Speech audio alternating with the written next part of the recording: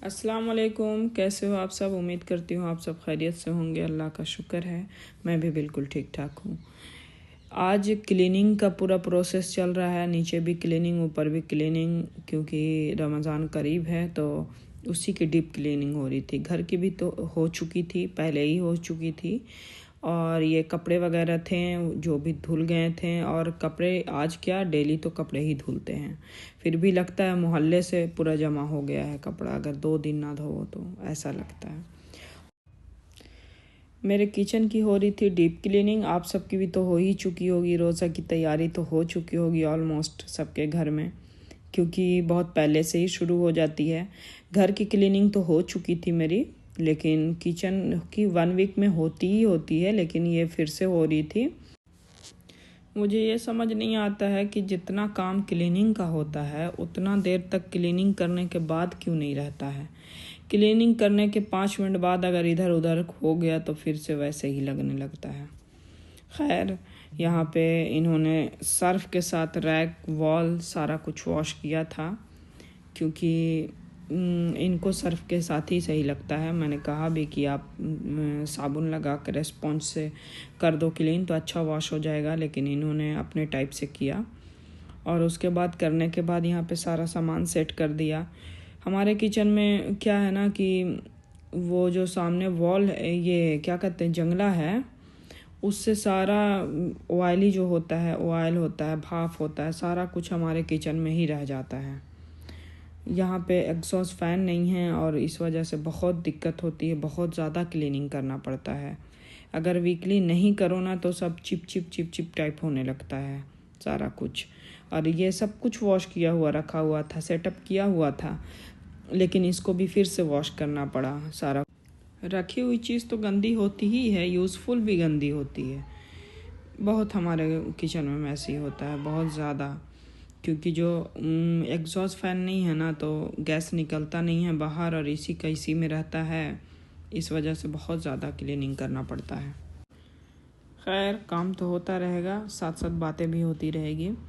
तो मैं ना आप सबसे एक बात शेयर करना चाहती हूँ। आज के दौर में बहुत ज़्यादा डिप्रेशन, एंजाइटी, टेंशन क्या बोलते हैं, हर टाइम पे हर दूसरा बंदा यही में मशगूल है। तो मैं इस टॉपिक पे थोड़ा सा बात करना चाहती हूँ कि हमें समझना है कि एक्चुअल में हमारा गुस्सा, चिड़चिड़ापन ये जायज़ भी है या नहीं है। इसको समझने के लिए ना मैं एक छोटा सा किस्सा बयान करती हूँ आपके सामने। एक नौजवान को ना मेडिटेशन करने के लिए उसको बताया गया था। हर मेडिटेशन करने के बाद उसको उस्ताद के पास सारी खबर देनी होती थी, क्या किया कैसे किया। आप इससे समझिएगा, बहुत बड़ी सबक है ये। तो वो बंदा ना जब भी आंख बंद करता मेडिटेशन करने के लिए, बस उसको कुछ भी हल्का फुल्का इधर उधर हुआ और बस उसका ध्यान भटक जाता था। वो बहुत कोशिश करता, दूसरी बार आंख बंद करता तो कभी पत्ते की आवाज़, मतलब हवा चलती है जो शाखें हिलती है वो, कभी चिड़ियों की चहचहाहट, किसी भी चीज़ पे वो ना बस डिसअपॉइंट हो जाता था। तो वो एक बार ना अपने उस्ताद से पूछा कि मुझे बहुत गुस्सा आता है, यहाँ पे कहीं पे भी इस जगह पे सुकून नहीं है, मुझे बहुत चिड़चिड़ापन होता है। तो उस्ताद उसके बोले कि आखिर तुम्हें गुस्सा आता किस बात से है, पहले ये समझो। जहाँ तक मैं देख रहा हूँ तो तुम्हारी रुकावटें जैसे जैसे बढ़ रही है, तुम्हारा गुस्सा भी बढ़ता चला जा रहा है। वो यही समझा कि मुझे इसीलिए गुस्सा आ रहा है, और उसका समझना भी यही था पहले से भी कि मुझे रुकावटें की वजह से गुस्सा आता है। तो उसने क्या किया कि जहाँ पे वो रहता था, खानकाह में, जिस खानकाह में वो रहता था वहाँ पे ना पास में झील भी थी। वो झील के किनारे चला गया। तो वहाँ पे कोई बंदा तो था नहीं, तो फिर भी सुकून मिला थोड़ी देर। लेकिन कुछ देर के बाद ना चिड़ियों का झुंड आके वहाँ पे झील में उतर गया। तो फिर से आवाज़ हुई, फिर से उसका ध्यान भटका और फिर से गुस्सा बढ़ा। कुछ तो सुकून। एक दिन उस नौजवान राहिब की नज़र एक खाली कश्ती पे पड़ी, तो वो तो सुकून ढूंढता ही था। उसने सोचा कि मैं इस कश्ती पे बैठ जाता हूँ और दरमियान में चला जाता हूँ, वहाँ पे तो कोई डिस्टर्ब नहीं करेगा और अपने टाइप का मेडिटेशन करूँगा, नो डिस्टर्ब। तो उसने ऐसा ही किया, खाली कश्ती पे बैठ गया और वो चला गया। वहाँ पे गया तो उसको बहुत सुकून मिला। कुछ दिन तक ये सिलसिला चलता रहा। उसके बाद कुछ दिन के बाद उसको अचानक महसूस हुआ कि उसके पे पानी का छींटा पड़ रहा है। उसको महसूस जैसे ही हुआ, बस उसकी आंखें खुल गई। तो देखता क्या है कि उसके पास ना एक कश्ती सीधी चली आ रही है। अब एकदम घबरा जाता है वो कि अब क्या करूं, और सीधी आकर ना उसकी कश्ती में टकरा जाती है। नौजवान राहिब को बहुत ज़ोर का गुस्सा आता है और चीखता है कि तुम कौन, इतनी बड़ी वसी झील में तुम मुझसे ही क्यों टकराए, बीचों बीच क्यों टकराए। तो कोई जवाब नहीं मिलता है उसको। तो वो जब खड़ा होकर देखता है तो हैरान रह जाता है कि कश्ती एकदम खाली है, वो सिर्फ हवा के झोंकों से उसके पास टकराई थी।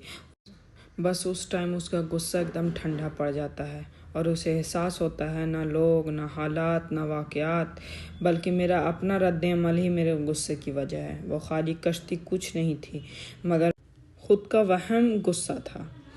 इससे क्या पता चलता, ये तो हुई राहिब की कहानी। अब आते हैं जी हम लोग अपने ऊपर। अब हम लोगों के साथ क्या होता है, कभी किसी की बातें बुरी लग गई, किसी का रवैया बुरा लग रहा है, किसी का आगे का कोई सोच कर ही आज के दिन को ख़राब किए जा रहे हैं, कल क्या होगा, कल क्या होगा। कोई पुरानी बातों को याद करके माजी में क्या हुआ उसको लेकर बैठे हुए हैं, कल भी ख़राब आज भी ख़राब। या तो किसी की खुशी देखकर परेशान है, वो खुश क्यों है, मैं परेशान क्यों हूँ। तो सब कुछ अपनी मुकद्दर का होता है। और दूसरी बात है कि यही सब कुछ हमारी ज़िंदगी में खाली कश्तियाँ के बराबर है। इन सब से हमें फ़ायदा कुछ नहीं मिलता, बिला वजह हम खुद हलकान परेशान होते हैं। ना ही लोग, ना हालात, ना वाक़यात, बल्कि उन पर हमारा रद्द अमल हमें तकलीफ़ दे होता है। इस्लाम भी हमें यही सिखाता है, असल इम्तहानात हालात नहीं होते, हमारा रद्द अमल होता है। जब हम अपने ऊपर कंट्रोल करना सीख जाए ना तो सब हालात हमसे कंट्रोल होने लग जाएंगे। हम किसी भी चीज़ पे परेशान होने से बच जाएंगे और सब्र करना सीख जाएंगे।